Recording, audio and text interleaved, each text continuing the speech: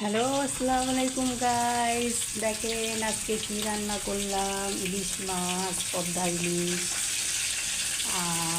ভাজতেছি। দেখেন আমার ভাজাটা কেমন হয়েছে সবাই বলবেন কমেন্ট করে।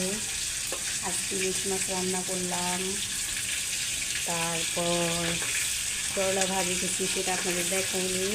ডাল রান্না করছি। তো সবাই চলে এসো আমাদের বাসায় খেতে।